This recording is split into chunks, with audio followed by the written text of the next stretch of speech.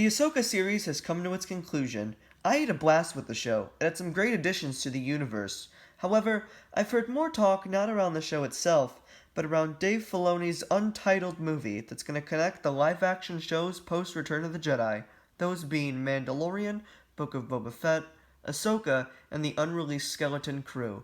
There seems to be a consensus that it's the fan-titled Filoniverse versus Disney Star Wars. There's a lot to unpack with that, so let's get right to it. Dave Filoni has been a part of Disney's team since the purchase from George Lucas in 2012, and has been making Star Wars projects since the beginning for Disney, with the creation of Star Wars Rebels. He's made so many contributions to the franchise as we know it, and has even been taught by George Lucas himself. It's absurd to clump all the shows that he's made together as the Filoniverse, and then have all the movies and stuff that fans don't like, and just call it Disney Star Wars. Filoni is still Disney Star Wars. You can't just ignore what's there. This isn't a Matt Reeves and James Gunn situation, where both directors are creating their own vision at DC and battling for creative control. Dave might be a large part of the process, but he's still under Disney, and we should look at that as so. When these shows were first announced, they were said to bridge the gap between Return of the Jedi and Force Awakens, not rewrite it. However, with every new show that gets released, there seems to be more and more comments saying that it's only a matter of time before they retcon the sequel trilogy or put them in an alternate dimension via the World Between Worlds or Thrawn and Abeloth destroying the sequel canon or some stupid shit.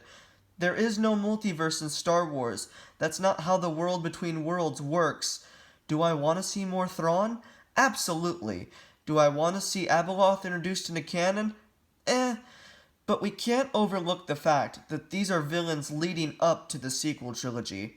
They can be fleshed out, sure enough, and have their time to shine, but in the end, it will lead up to the formation of the First Order, Snoke, and Palpatine's return.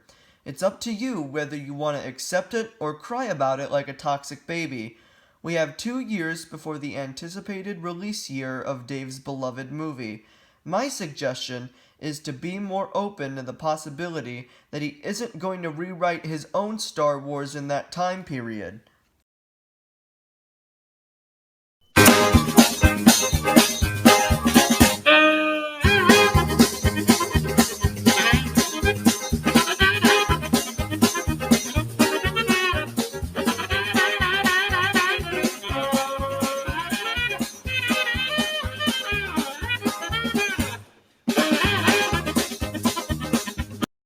It's not to say that I'm not excited for Skeleton Crew and Dave's movie. I'm super stoked.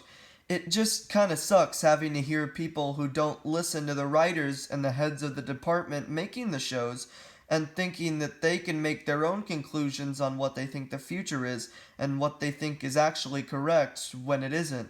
But that will conclude today's video, and I hope you enjoyed. If you're new to the channel, I'm glad you stayed this long.